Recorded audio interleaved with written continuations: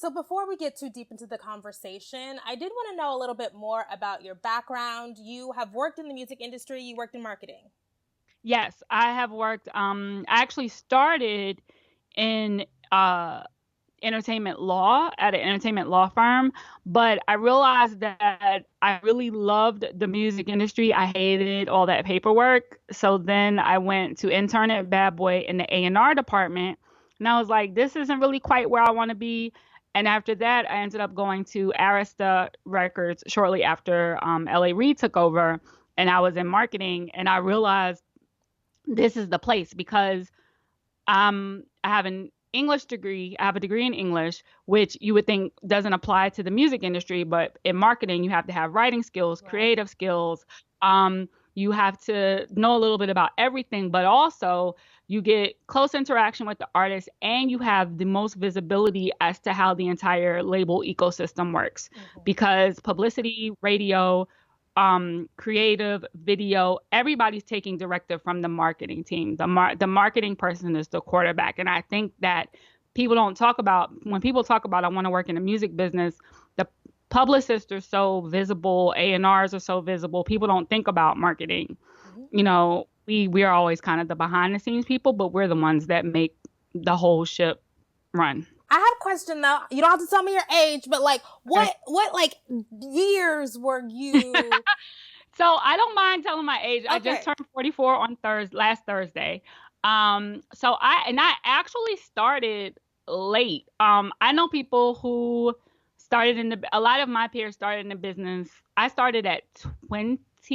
I started at 20. By the time I got to Bad Boy, I was 20. I was either 22 turning 23 or 21 turning 22. One of those two. A That's lot late. of At the time that was late. A lot of people were starting at like 18, 19. Wow. And making their way up from there. So, for example, when I was at Arista Records, my boss was Shanti Das, who now has a platform called Silence the Shame. But if you've seen any of the unsungs or the ATL doc that VH1 did, or the Goody Mob unsung that just ran, almost anything about music in Atlanta, you'll see her in it because she was Outkast product manager and Goody Mobs and all those people. But she was a VP at 29. So, that's kind of how that moved. And at the time, I didn't think anything of that because that was kind of normal. That seems unusual now, but that was kind of normal. So, yeah, everybody got in the game really early because you also didn't have to do like the school credit for internships. There was a lot of money to go around, a lot of people to be able to put in position and find jobs and placement for. So, I do actually wish I had gotten started just a little bit earlier, but it was fine. I'm happy to have been. So, I started at Bad Boy as an intern in 98. I started at Arista in 2000, right as they were taking Outkast, Miss Jackson to radio. I left Arista in 2002 only because post Napster, post September 11th, as we were moving into a digital space, labels were slow in shifting the business model. Mm-hmm. So a lot of labels were starting to downsize or have freezes. It was just time for me to get promoted. I was basically told it was an indefinite amount of time before I could get promoted.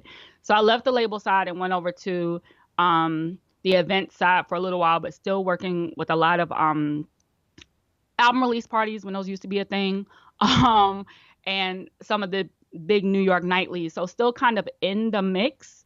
And then several years later, I went to Columbia Records, where I was for almost 5 years. Then I went to Epic Records. Then I joined John Legend's management team.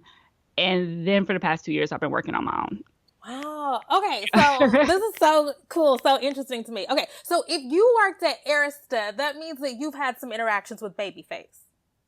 You Yes, seen him? but Seen him but around? but minor because by the time LA took over Arista, he and Face had kind of split as a business partnership. Oh, okay. That Okay. happened that happened like mid 90s, whether people know it or not. Like Face wasn't really that involved in LaFace anymore, Interesting.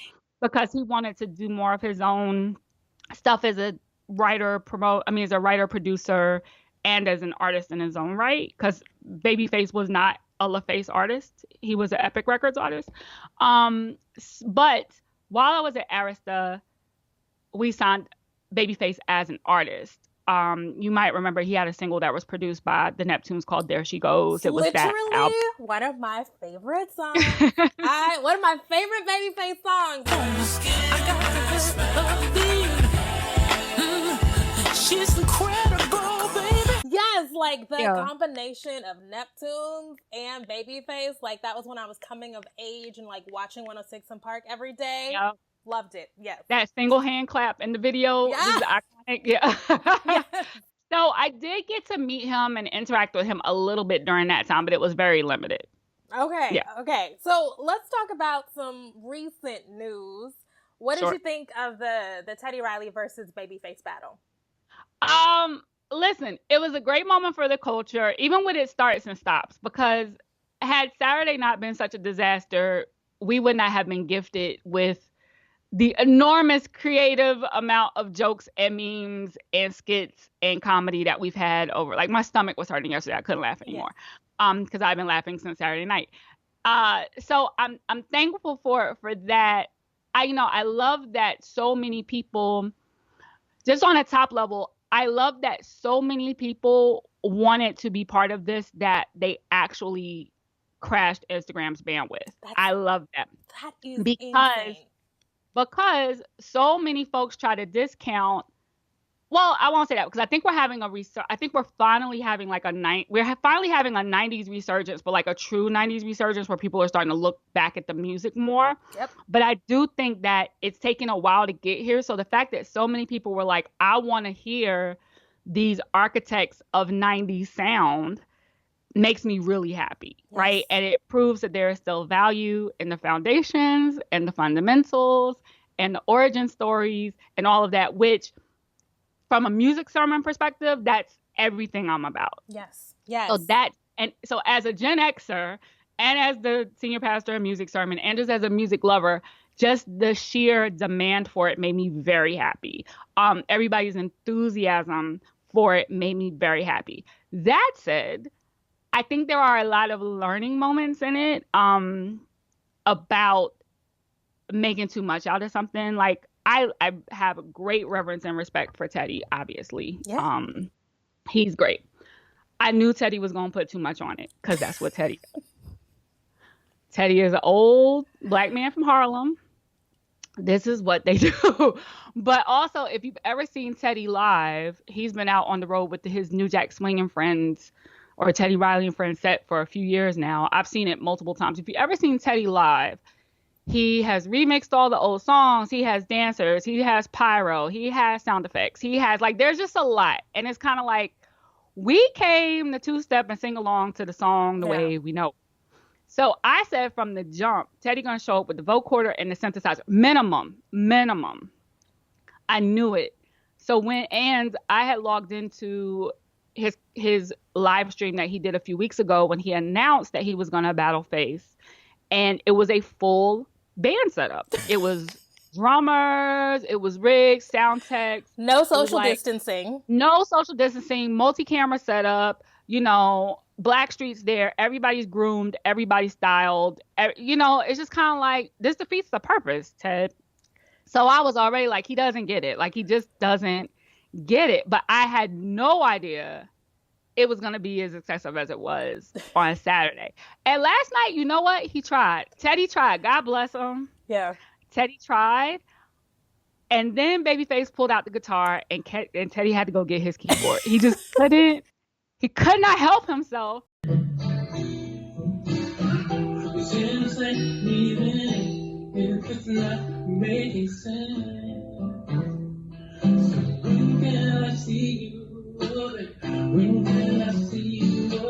And the man done been on live 52,000 times since. Like, he's eating it up, which I appreciate, but I'm also like, it's just so Teddy. Like, being extra is so Teddy. And Babyface on the flip side, the dude who you might expect to need a whole lot of everything is chilling. Yes.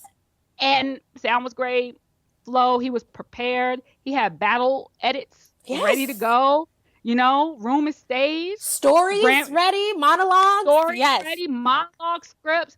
And that's the thing, like, you gotta be able to get out of your own way sometimes, right? And I mean it pulled it off, but Teddy's gonna see his streaming jump. You know, he has a whole new generation of people who he could, you know, be introduced to through this. I think he didn't understand the value in the simplicity of it. Like Swiss said this weekend, the hits are already made. We know y'all are just playing songs. That's what we're here for. It's for y'all to play songs. We didn't show up for a show. We came to hear y'all play songs the way we know them, so we can sing along to them, not your remix, live version, or whatever. Yeah. So I saw a few people trying to come down on Swiss and Tim for not trying to transport this to a different platform. I think that there's rumors that there's going to be a pay-per-view version of this now, but for the Teddy Babyface battle, a couple of people came out and said, no, you're losing money. You guys are just sheep. Like, what do you think about the necessity of having it on a platform like Instagram? I think so. Here's the thing. The reason that Verzuz grew so quickly and so easily is because everybody's already on Instagram. I mean, that really is it. The reason that so many people are doing Instagram lives is because it is a very easy tool to use. It requires very little. The base is already there. And for us, for the viewer, whatever, it's simple. We click a button. Like, I think all of us have adapted to a new normal of basically just bouncing in and out of lives all night long. Right. You move to any other platform, there's immediately a drop off because it's not as easy. Right. You will still get some people coming over, but it's not as easy. The other thing is, like, again, last night, they crashed Instagram's bandwidth. So you think that's not going to happen on another platform? You know what I mean? Like, because again, they're not doing this with like full production setups for a live situation. Right. So, you know, I mean, especially on like, because there's two things. Some people are like, you need to move it to another platform to increase the audio quality, which I understand. But again, I still feel like everybody's making too much of it. They playing songs. We know the songs. Yes. We know the songs. They're playing verse and chorus. That's not the point. The point is for us to watch them interact, right? Yes.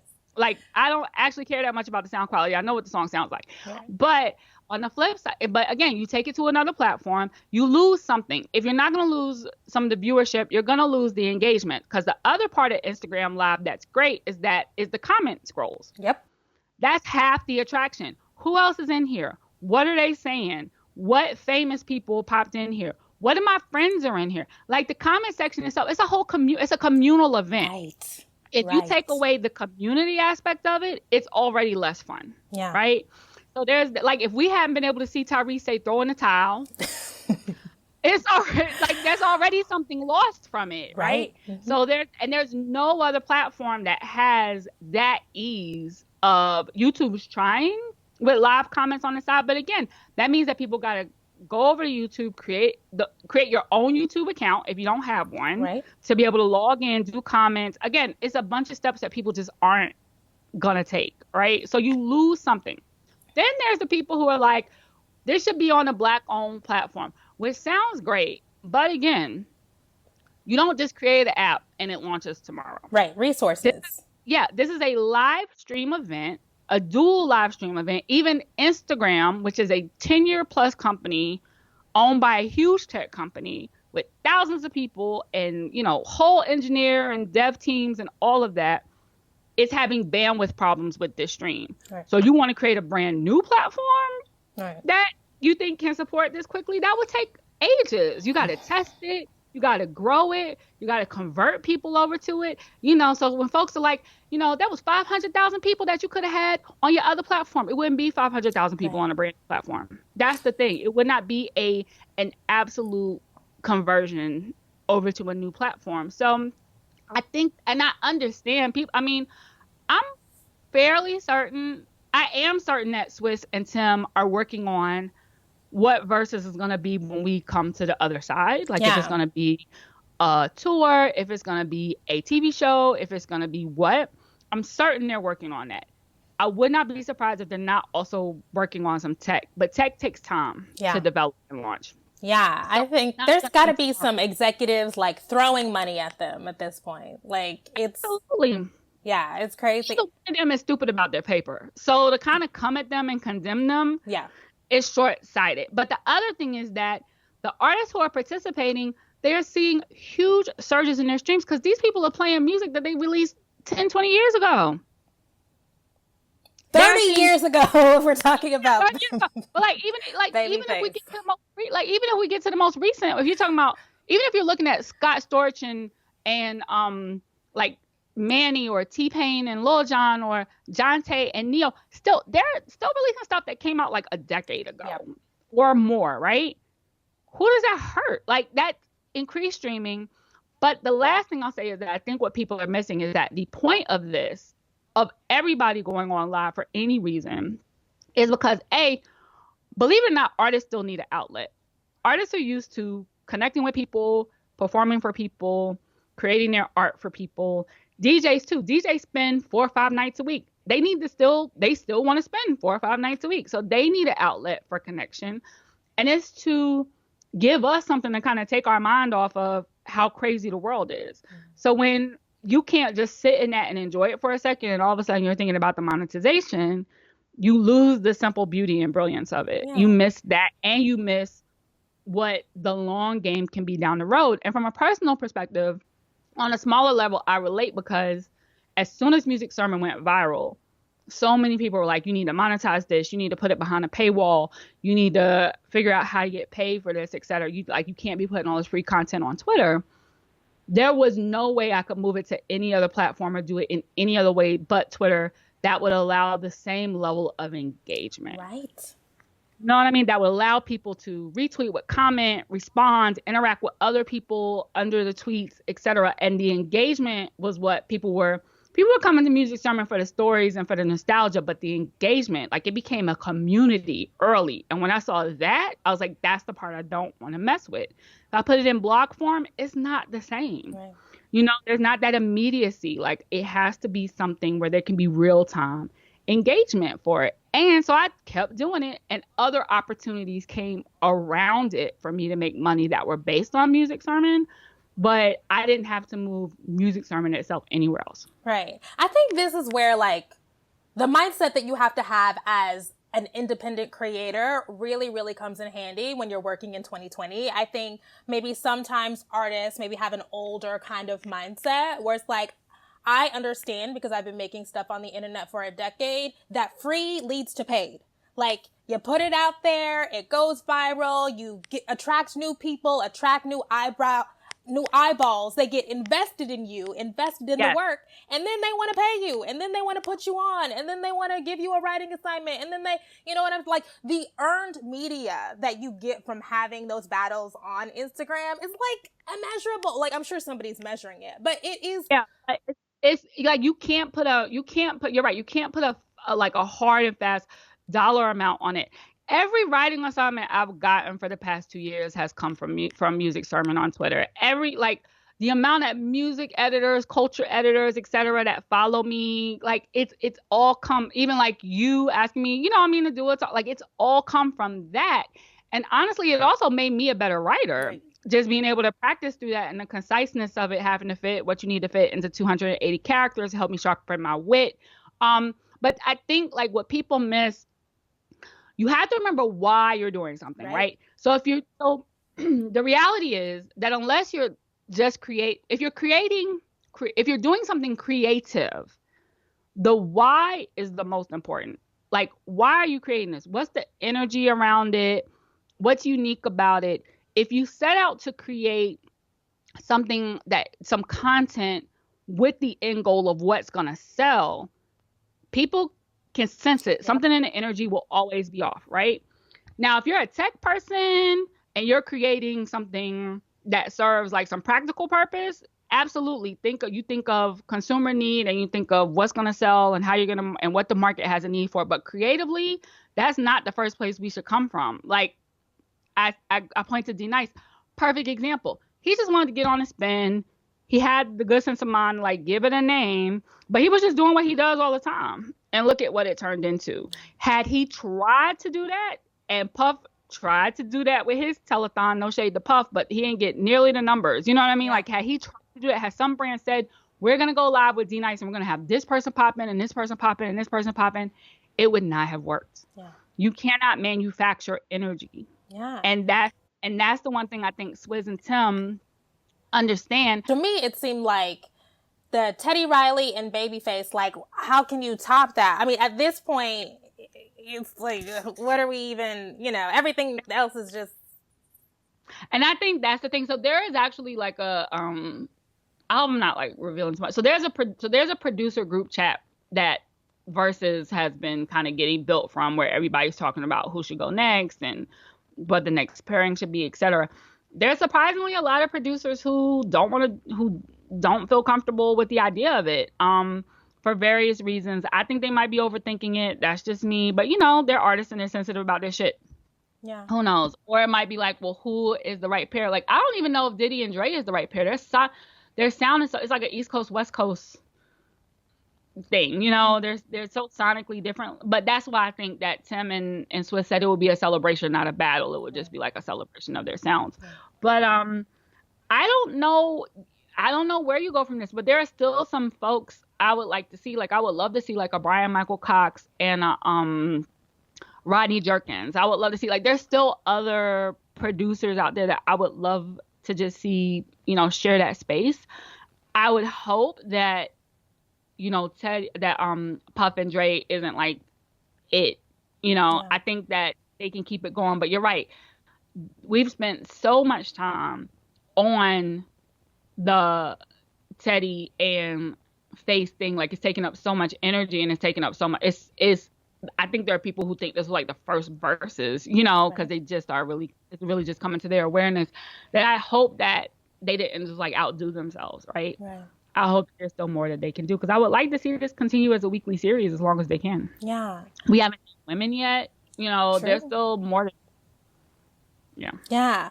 Okay, so just about the battle last night, were there any songs that you were surprised weren't played?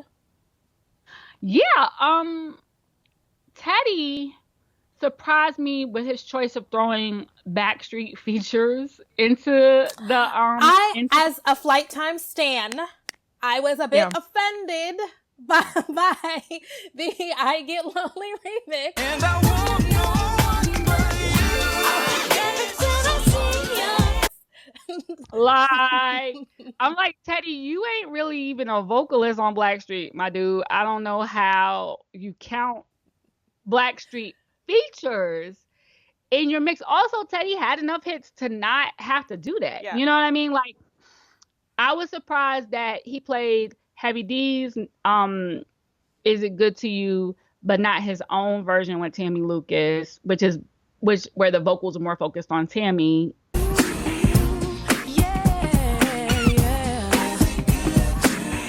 Which was our New Jack City soundtrack. I was surprised that he didn't play Heavy's We Got Our Own Thing, which is a jam.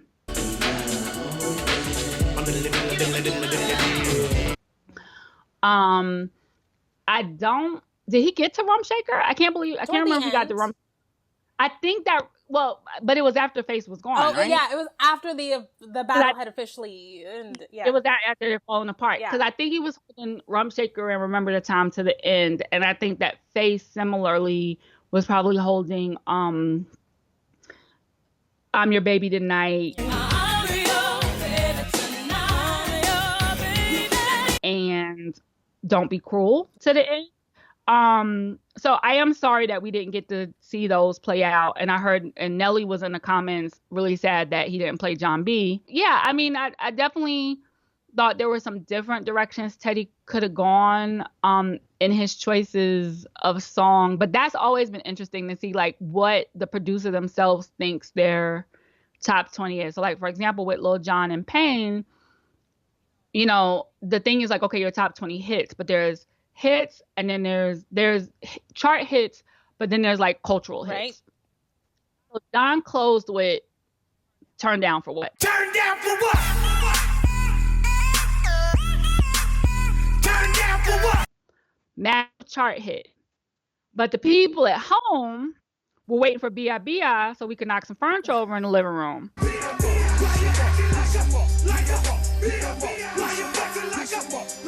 For the cultural moment. And I was shocked he didn't pull that out. Like, that's what we were waiting on all night. We were waiting on the cultural moment. He went for the chart moment. So that's been interesting to see how producers choose to stack their deck. Yeah. So even before that battle took place, people were saying Teddy Riley doesn't stand a chance. Like, it's Babyface all the way. How do you feel about that? Well, I mean, and that goes back to the chart hits versus, cultural hits. Face has more chart hits without question. He has Grammy Award winners. He has Oscar nominated songs, but Teddy has jams. Literally has a song called Teddy's Jam. He has 2 of them. Like, Teddy has jams. Teddy has songs that immediately put you in a nostalgic space, make you want to dance, make you, want to go put on some rayon and, some polka dots and a high top fade or whatever, and some biker shorts and get to moving. So I think that people weren't taking that into consideration. And actually, there was a concern. I was concerned about whether Face was going to be able to match Teddy for like the Groove Me's and the Just Got Paid and I Wanted, but he has early joints. He has I'm Your Baby Tonight. He had Karen White. Like, I was so happy he pulled out Karen White. He has Karen White. He has Rocksteady. He does have, early Face does have like those tempo hits. Yes, and he seems to really like the early part of his career. There was a lot of 80s. Yeah. It's a fun part. Yeah, he never really got all the way out, because I saw somebody in comments like, okay, I'm going to need some 90s music. He never really made it out of the 80s, but I think he was trying to give, Teddy was like, I do the club. I think he was trying to match the party. And yes. Yeah. All right. So moving forward, I really wanted to talk to you because you wrote an article about the year 2000 and neo soul that I thought was really, really interesting. You wrote about how that was like a pivotal year for Black music. And so what makes 2000 so important, and what makes neo soul, that kind of movement, so important? So the thing about the year 2000, and the way I said it in the piece, was that if you look at the charts from 2000, it's one of the most diverse years of commercial Black music success you could like ever. But it was also the last real diverse year of commercial success. The relationship with R&B and hip hop was continuing to shift.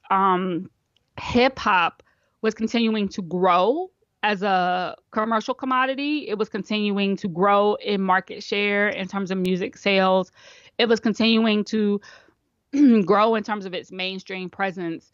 And that was starting to affect the sound of all music, including R&B, instead of it just kind of being like a marriage of hip hop and R&B. It's kind of like hip hop was taking over R&B, because R&B was following hip hop instead of doing its own thing. So if you look at that chart, you have like the really highly produced stuff from TLC's, from the Fan Mail album, from the Writings on the Wall album with Destiny's Child. These were like multi-platinum pop number selling albums. Right? They were like pop and B albums. Shout out to Candy. Shout out to Candy Burris for her checks. Then you also had like, an album from Toni Braxton, album from Joe. You had, I think, Next. You had traditional. You had Brian McKnight. So you had traditional R&B on the charts. But then you also had Mary and Yolanda Adams on the R&B chart. But then you also had the neo soul. So you had like a little bit of everything. You had Aaliyah's last album. You had, Maya. So you had like a little bit of everything, right? Neo soul had been around, even though the phrase had only been coined a couple years prior. Neo soul had been around for like a good 5 years at this point. But up until then, with the exception of D'Angelo, Max, Erica, and Lauren, it was really kind of like a niche R&B. It was like, I'm burning incense, I'm in a lounge, I'm at a spoken word thing type of R&B. 2000 is the first year that it was truly crossing over, and that it was getting mainstream love, and that it was becoming like that you were really seeing it permeate into urban culture, period. Like, I remember everybody walking around with head wraps, men and women, walking around with head wraps. Everybody got their little beads on. Like, basically the way everybody still looks in Brooklyn right now. A lot of ankhs. I remember as a kid seeing a lot of ankhs. Yes. Yeah, there was a lot of ankhs. Which also, like, we saw, it's funny though, because I also remember this happening in the early 90s during the conscious hip hop movement. It was like that, but R&B, right? And Voodoo is kind of like the album that put the stamp on it, because it was such a massive critical and commercial success.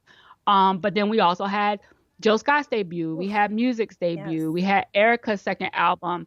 Even on the hip hop side, we had Common with like Water for Chocolate. So it was like a moment that everybody was embracing. I think because it was a response to hip hop taking over R&B. It was kind of like, even from hip hop artists, even from The Roots and Common and Mos and Talib, and it was kind of like we gotta bring it back to the foundations a little bit and really put live instrumentation back in, put like some lyricism back in, do some real songwriting instead of it being like a track that could have gone to anybody and it just went to this person. I'm actually writing with and for this person instead of I'm a producer who did a track in the studio and I'm shopping it, which is where we started getting to. And because it was also a very producer-centric era, 2000 and the early aughts. So the music wasn't really about the singer. The music was about the producer. Instead of a producer saying, I want to work with this artist and craft their voice, an artist was saying, I want to work with this producer and get their sound. Was it also a rejection of like kind of the flashiness? I know in like Water for Chocolate, like Common explicitly says, I rap with a chip on my shoulder, squeezing Corona C-shirts, say we gotta get over. That jiggy shit is over, the war's on. Getting jiggy with it. It was, which again is still very much like, which still was echoes of like the conscious movement in the early 90s. Like on Buddy, De La says, De La Soul, on a roll, black medallions, no gold. They were rejecting like the gold rope chains and that whole thing of hip hop at the time. So again, like a recycling and resurgence of that. But I think what happened was, I had a moment, but people didn't really know how to market it. They didn't know what to do with it. And any artist that wasn't like a more formulaic R&B got put in neo soul. Like Michelle and DJ Ocello, Macy Gray, Deion Ferris, they aren't necessarily soul artists per se. Like you call them that because you don't know, because they're not really pop, not quite rock, not quite R&B. So it's like, oh, we're going to call them neo soul. So it started becoming a catch-all. And I think that a lot of artists resented that. But I think it also was a disservice to those artists because labels and radio really like simplicity. They like boxes. It makes it easy. Who are we selling to? How do we get to them? Or on the radio side, who's listening? What's their age demo? Who are they? And it's honestly the more creative and non-formulaic music, the stuff that stretches a little bit and plays a little bit with bounds and parameters and creativity and really takes artistic risks is the music that suffers. Yeah.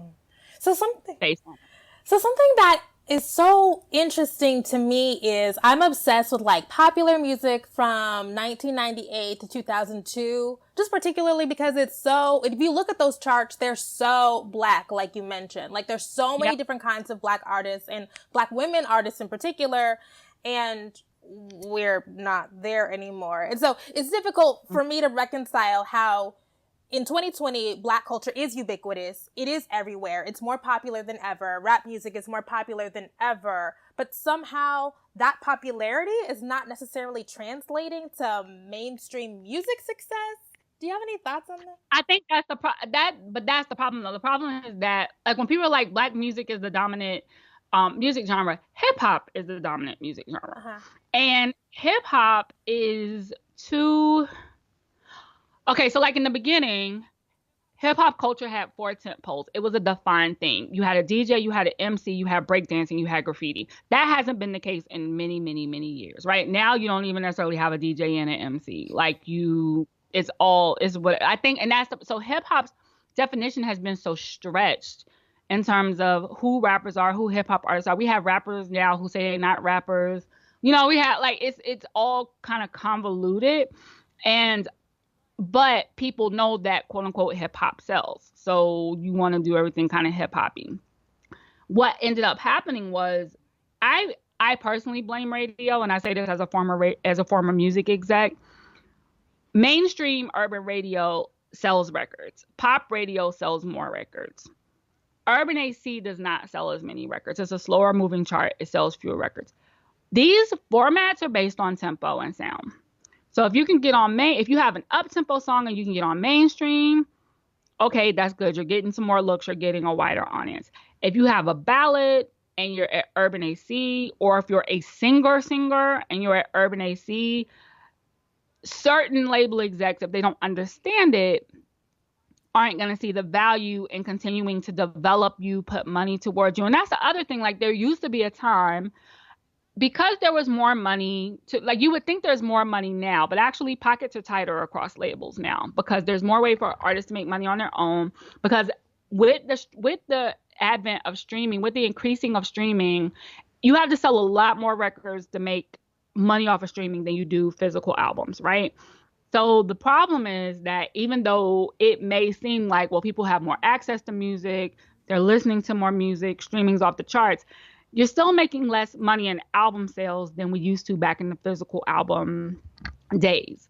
So that, and artists make the majority of their money off of touring and endorsements and other things. They don't even really, most artists don't look to album sales for the bulk of their money anymore, right? Not all labels eat off of the touring. So it leaves labels way more risk averse. They are way less inclined to develop an artist. And the reason this is important for women is because girl groups, female artists, etc., they usually take time to develop. You might have to put them in vocal coaching. You might have to put them in performance coaching. You have to get them some styling. They are expensive to travel because they require hair, makeup, wardrobe, etc., right? You can put men on the road, it's like whatever. So and they're expensive to develop, you know, and people are more critical of them. So you have to present like a way more polished package than you do when it's just the truth, than you do when you're putting like a male R&B singer out there. The other thing I think that has happened is that, I don't know if stan culture came first or if the radio was doing it first, but we just came out of a decade where for some reason people thought there was only room for Rihanna, Beyonce, and Nicki Minaj. I don't know why. I don't know where that came from, but like we had a whole 10 years of that. Like anybody else who came out, they were comparing them to one of those three. I don't know where it came from that we didn't have room for more. No. Now we've come out of it, thankfully, but that really had us stuck for a minute, you know? Yeah, I agree. So the future is not, you don't think we're ever going to get back to a place where... I don't know. You know what? I actually think I have hope. I have, like, the past 2 years in the music game, seeing artists like SZA and Sampha and Her and Daniel Caesar and Black emerge, seeing people really start to seem to want to come back to like a melodic song structure and actual like verses and pre-choruses and hooks and vamps and, you know, like that type of thing. Like seeing artists who play instruments again, and them being recognized, like even something as small as like the viewership that the Soul Train Awards got this past year, like those things keep me hopeful that we are in the middle of another R&B and soul renaissance. I think it's happening, and I'm gonna stay hopeful for it. I don't know that we'll ever get quite to as diverse a place as we were before. The other thing that's happened increasingly since the 90s is the conglomeration of radio stations into just a handful of major networks. And what that leads to is a more uniform programming across more stations. So basically it's like whatever iHeart decides they're going to program, that's what all iHeart stations are going to play. And that was not the case in the 90s. That wasn't the case until like the mid 90s. Sometime during the Clinton administration, he changed a regulation that allowed the conglomerates to buy up more and more radio stations. But I think that's also part of what has led to kind of like this uniformity in sound of what we actually hear in the mainstream is that. But I think that, playlisting and discovery, I think people are starting to go back to discovery through other elements. Even though folks have always gone to YouTube and stuff like that, the trick with it is that it wasn't really so much discovery as finding more of what you already like. And I think that now there's starting to be a little bit more of a discovery element happening. I was going to ask you about how important is the radio still? I mean, I don't really listen to and I don't really know people. I don't know, because I don't really listen to them either. I don't really listen to, I mean, I think that some of us discount how big the radio still is. Like, I listen to the radio if I'm in a car. If I'm on a Zip, I don't own a car because I live in New York City, but if I'm on a Zip car, I listen to the radio just to see what's there. But I usually listen to the urban adult stations because they're playing what I want to hear. But the radio is definitely still a discovery tool, because the majority, I think those of us in major metropolitan areas forget that the majority of people are still in their cars going to and from work, running errands. They listen to drive time. They listen to morning radio. Like they may not listen to radio in their homes the way we used to. Yeah. But they still listen to radio in their car, right? And I think some of us forget that. But in terms of discovery, I mean, it's definitely still important. I think that the loss of video programming on television has really kind of hurt discovery a bit. That definitely used to be where I found a lot of new artists and new music. And when you're introduced to somebody by a visual, it makes a difference. Yeah. And you just would be locked in, even if it was in the background. Like there was just something that was there. You'd be like, oh, who is that? What's that? Point. Who's that person? What's that? And we literally do not have that. Yeah, anymore. That is such a good point. Yeah, like even like a 106 in Park, a TRL, like those things were very important. Yeah. Or even, when I was a kid, it was still like Video Soul on BET, or MTV Jams, or like I want to say that right after MTV Jams, MTV had this programming that was alternative music programming. So a lot of people my age, we know Red Hot Chili Peppers, we know NXS, we know Nirvana, because those videos came on right after the rap videos, and we just still had MTV on. Yeah. Like that type of thing, the Seattle grunge.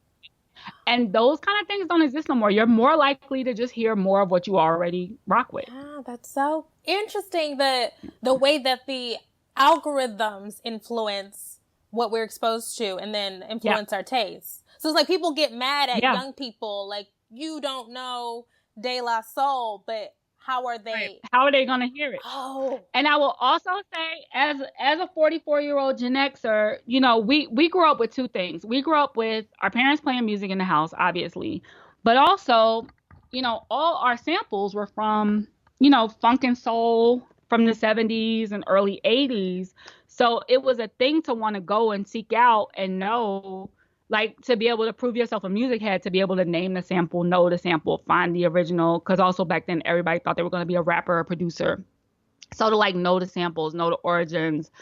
And if you look at soundtracks don't exist anymore. I'm almost on a tangent. Soundtracks don't exist anymore. They do, but it's not the same. Like it used to be, there would be certain songs that you could only get on a soundtrack, or you would want a soundtrack because it had so many songs you liked on it. But that used to be a way to introduce new artists, to introduce new music. And it also used to be a way to throw some classics on, like the Dead Presidents soundtrack, almost all classic soul joints.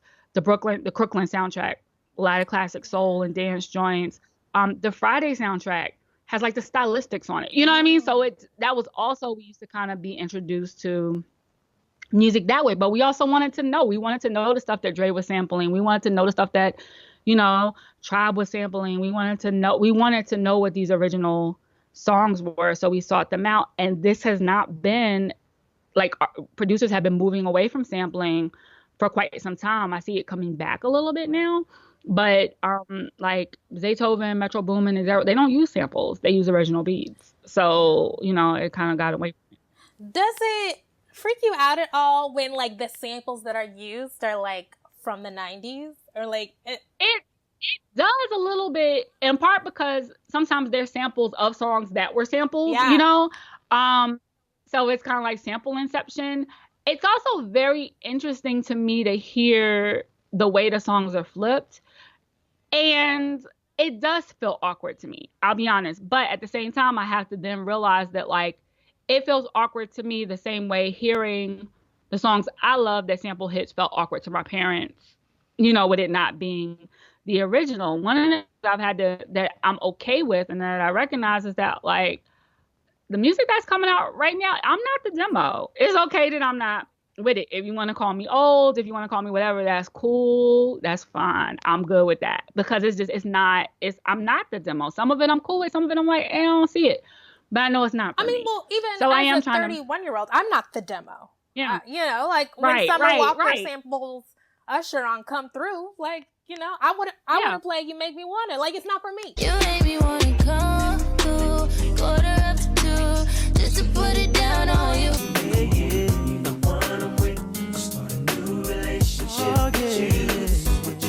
Exactly. And I was like, this is cute. Homage to You Make Me Wanna. But like you said, it just makes me want to go play You Make Me Wanna, right? And I think that's fine. But I'm also hoping that I don't see the same, like, we used to want to know what the sample was so that we could, like, show up each other, like, you don't know what that song even, like, that was like a thing. It was a clout thing for us. I don't necessarily see that same interest in knowing origins from, like, the I guess Gen Z. Do you think it's a lack of liner notes thing? It could be that. It could be lack of liner notes. It could be, just there's an apathy that I'm still trying to figure out the source of. It's almost like a defiance, like, we actually don't care what came before. And I don't know if it's because they think we're trying to force, our history down their throats. I don't know. I don't know if it's just because they grew up in an environment that's very immediate. Like, everything was like right now. But there is a real or if it's because they grew up in an environment unlike us where, we had exposure to so much stuff that was like in syndication on television. Like I said, our parents exposing us to stuff. Now families are in their own little media silos. Right. Like, you have your iPad, you have your phone, you have your device. Like, everybody has their own little thing. There is no, like, we're all watching the same thing on TV at the same time. Like, that doesn't happen anymore. So, but I definitely just see, like, I'm not gonna say resistance to, but there just doesn't seem to be the same interest in, let me look backwards and see what used to be. But that was also, like, when I first started Music Sermon, I started it as a nostalgia thing. Like, the first thread I did the first couple of threads before Music Sermon was even Music Sermon, I just did it for me. Because just to go, I was frustrated with this. Like, music wasn't fun. The music industry wasn't fun for me anymore. And it used to be fun. And I, was going down a rabbit hole and just remembering, like, a happier time in life and, like, what the music around that sounded like, and just having, like, my own little nostalgic journey. So that started it. And then actually I want to say maybe, like, the third one I ever did was about Babyface, because I was like, you know what? We don't talk about Babyface enough. Let's talk about him, right? And how many hits he really made, and how many songs he really did, and how much he's really responsible for. And it was about, maybe like 5 sermons in that it wasn't just my, 35 to 45-year-old or 35 to 50-year-old peers that were chiming in anymore. It was 20-year-olds who were like, I didn't know that this song was the original. I didn't know that this person did XYZ. Oh, wow, I've never seen this video. I didn't know Lisa Stansfield was white. I didn't know, what I mean? Like, those type of things. But then I was like, okay, so there's an educational component here as well, right? So, and that's the thing. I think that we've missed somehow. Music is always cyclical. And somehow in the last decade or so, we've missed that part of connection between what came before and what is now. Music always reaches back. Yeah. It always reaches back. And this time, now all of a sudden, that for a while, it was almost seen as a bad thing to reach back. Yeah. So I think now the value in pulling from older source material and interpreting it in a new way is being seen again. So I really think that with Music Sermon, you are doing really important, like, archival work, like, you're, like, deep in the archives. And I have questions about, like, I feel like I have a good pop culture knowledge because I was raised by TV. But you, like, have deep deep knowledge, and you can, the ability to synthesize information and string these different influences together. Where does that come from? So I think that I didn't even realize this. I think that first it comes from my stepfather. My stepfather was a history major and an audiophile.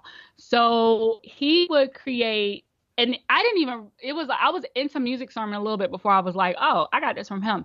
He would create tapes for people, right?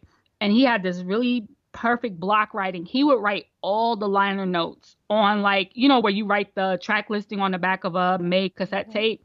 Like, he would have like 3 lines in one line of like who the session players were, who the producer was. What if it was jazz, it was like this song from this year, this version of this song from this year. Like, he would basically put the whole liner notes in the thing. He was a fierce, like, he would just absorb everything he could. Like, he didn't want to talk to you about music or really about anything unless you could talk about it in full scope. So I think my thoroughness comes from him, because there was no such thing in my house as just me asking a question. It was like I had to ask the question, then go find the answer, then come back and explain the answer. Not just repeat the answer, but explain the answer, right? Until I had it. So I think my thoroughness in research and also in curation comes from him. Because even then in college, like I was always like the mixtape master. Like, I was like, I'll give you a very specific, like, it's not just a slow jam mixtape. Do you want a breakup mixtape? Do you want a sexy mixtape? Do you want to love, you know, like that type of thing. So I think first it comes from him. And then I've actually, even though I have a certain amount of music industry expertise as an executive and some inside knowledge into some things, I really do approach music sermon more as a fan. Than as an insider, or at least I try to. Every once in a while, I'll drop something that I know in there that I knew because I heard somebody tell me a story about it, or I know it firsthand. And honestly, like, I do research this stuff because it's really important to me that I really do try to double check something before I say it, or really look into it. And really, so there is a lot of prep work that goes into every sermon that's like an in-depth sermon. When I used to do, like, it used to really be my whole Sunday, because I would have chosen a topic, I gotta pick my clips, find and pick my clips, because I really do try to find stuff that maybe people haven't seen before if I can. Find and pick my clips, and then, you know, go back and figure out what is important in the story that I'm going to tell. What story am I going to tell, and how am I going to tell it? So I have binders, like big binders full of all my music sermon notes that, you know, I've gone through. So like every time you see a sermon, there was preparation behind it. I didn't just sit and start, you know, throwing Let me up just clips. tell you, as a person who makes things and like has had to figure out how to tell stories effectively on the internet, I appreciate it, because I know that even just being able to the timelines. Oh, and just to like explain simply what it is. On Sundays, you choose a pre-2000s topic to like go deep down, go deep in. So there's Babyface. What other ones have you done? Oh my gosh. So I actually redid Babyface recently. Jam and Lewis were one of my early ones. I redid them recently. I've done women of like what I call forgotten women of 80s R&B. So like Stephanie Mills and Angela Wimbush and, you know, what's my girl with Forget Me Nots? Patrice Rushen. And, you know, Vesta, you know, singers like that. I've done male R&B singers of the 80s, male R&B singers of the 90s, male R&B groups of the 90s, which was the last real era of male R&B groups, female R&B groups of the 90s. I have talked about Uptown. I've talked about remixes. I've talked about begging ass R&B, by Ashy R&B, which was breakup R&B. And like problematic R&B, because in the 80s there was a whole subgenre of adultery R&B that was songs about cheating and being the other person. But it was beautiful. Like, the songs were gorgeous, but it was about affairs, you know? So I have that. And I love every time people really get into, and I did Missy once. So that's the other thing. I'm really careful, because sometimes these people see it. Yeah. So I did Missy. Missy saw it. Missy retweeted it. And Missy thanked me. She was like, I forgot some of this. Yeah. You know, so that's like the biggest compliment anybody can give to me, is like, not only did you see my work on you, but you appreciated it. Because my biggest fear is somebody sees it and they be like, that's not right. You know what I mean? Like that scares, the idea of that scares me. So I want to be, you know, really careful and really thorough in what I do. But yeah, I have a whole list in my notes app on my phone of possible topics. So first I think of a topic, then I think of like, what's the angle of the story? Then I think like, off top of head, how many songs can I list that go under this topic? And if I can't come up with enough, I set it aside to come back to later. But if I can come up with enough, then it's like, okay, now how am I breaking these down? How am I running these through? Like, is it categories? Is it chronology? Is it just, you know, if I don't have time for a deep dive, sometimes it's just like an appreciation. And I'll say that top, like, this is not a complete sermon. We're just doing, you know, a little run through. So I got it. So that's the thing. It's the topic first. Then is there enough on it? Like, people have asked me to cover folks, and I'm just like, there's not enough there. But on the flip side, I don't touch the superstars. I don't touch Prince, Michael. Whitney, I include some of her music and stuff, but not Whitney herself, not Mariah herself. I did Janet out of pressure, but I stopped at Velvet Rope. I did the early Janet years, like all the way back from the Jackson 5 going forward, for Janet Jackson Appreciation Day a few years ago. But I don't do the superstars because either there's too much to tell, and or everything's already been told. Like, what could I possibly say that hasn't been said already? And I'm not necessarily interested in retreading stories. I'm interested in telling new stories or stories that haven't been told recently. And I think the superstars get enough light. I'm trying to shine light on the people who don't get the same kind of burden. Yeah. So I think that it's taken off because, like, the amount of work that you're doing is so evident. I appreciate even, like, the sequencing that you're doing in telling the story. Like, that is hard. It is hard. It is hard. Yes. I appreciate that enormously. Yeah. Yeah. Thank you. The last thing I wanted to get into was you switched careers a couple of years ago.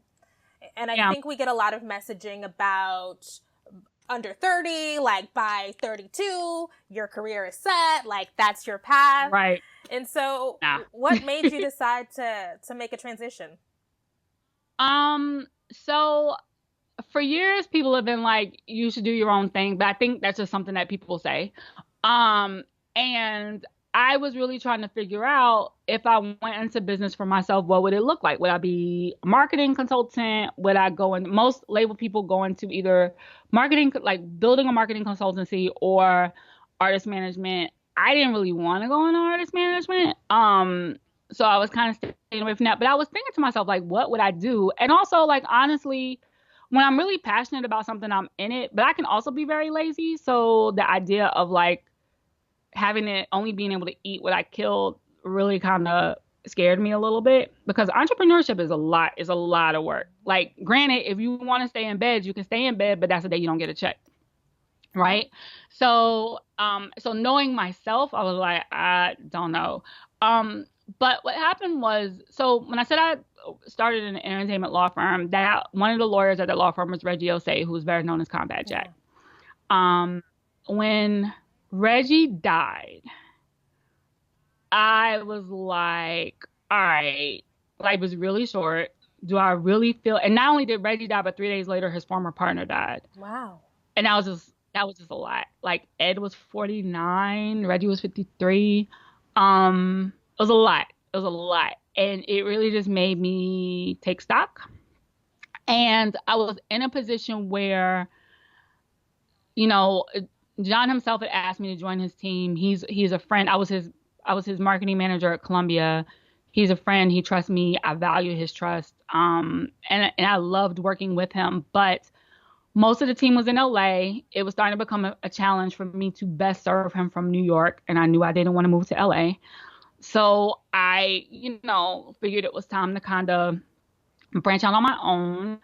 And at first, my intention was to go into marketing consulting, and I was for a couple of artists and clients for a little while, during that first year. But I also was like, you know what? Let me take some time and really pour into music sermon. And I really, it's still in my mind, you know, when people were asking me initially kind of like, what do you want this to grow into? And I said, I was like, I want to do for R&B what Reggie did for hip hop, you know, in terms of storytelling and archiving and, you know, and bringing, again, light to those who people had kind of forgotten about. And I felt like I owed that to him, to really kind of pour into that. And what ended up happening that I didn't expect was that in addition to the consulting that I do still do that pays some checks, and I do actually still manage an artist, I ended up also becoming a professional writer, and that wasn't in my plan. That part just happened, you know? But I love storytelling, like, cause marketing is storytelling. I really do just love storytelling, and I love drawing people in. And I've had people say to me, like, I really don't know how you keep me hooked into these threads. Like, somebody sent me a message that was like, I hate 90s R&B and I can't turn away from this Babyface thread. It's a journey. You know, you take us on a journey. That speaks to me. Yeah, that really makes me very proud and very happy. Yeah. Were you scared? Yes, I was terrified. I was terrified, and I will say this to anybody. I say this often. I am not the person who tells you go out on your own and chase it if you're not ready for it. I did not take time to prepare before going into it, but I knew that. And I had enough friends who had been through, you know, their first couple of entrepreneur years so that I knew what was ahead. I knew it was going to be feast or famine. Like, I was waiting on my first panic attack. I knew it was coming at some point. And that first year, the money was really, really tight. I was fortunate enough to, and I'm sorry if you guys are catching background noise. I'm in Washington Heights. It happens. I was fortunate enough to, you know, have a little bit of a cushion. Like, my mother was in a position to help. I'm sorry, hold on. I wanted to let that siren go by. My mother was fortunately in a position to help a little bit. But it was tough. Like, there were times when I really, like, my bank account was in a negative for months, you know, or as soon as I would get it into the positive, it would go right back into the negative. So it's not something to just do by any means. There is no shame in getting a biweekly paycheck, having a 401k, having paid benefits. And I think even now, as an example, like, those of us who work for ourselves, we got hit hardest during the shutdown. Like, I've lost tens of thousands of dollars already. Like, my whole year is a wash. And I knew it for week one. I was like, my year is a wash, right? But that is part of the risk that comes with working for yourself. And I think that's something that is very important that people understand, because I think there is this idea of, like, it's easier to not have to answer to somebody else, and it's easier to set. It takes so much discipline and focus to work for yourself. And honestly, like, there's being in a bad work environment that's different than, like, not wanting to be in a bad work environment is different than, like, needing to be an entrepreneur. Like, they're two different things, you know. And sometimes it's about your environment, or sometimes it's about learning to work within that system and not necessarily going out on your own. And you know, and it's a trade-off, right? Like, I don't have kids, so I could take a risk. If I fall, I fall alone. But you have to think about, like, what do you have on the table? What do you have to risk? Like, what is your year really going to look like financially versus the value of paid benefits packages and 401k contributions and, you know, transit checks, and those things add up. And equipment provided to you by your job. Like, do you have a laptop at home? Do you have your work laptop? Like, you know what I mean? Like, those things add up. Paying for paper and printer ink, that adds up.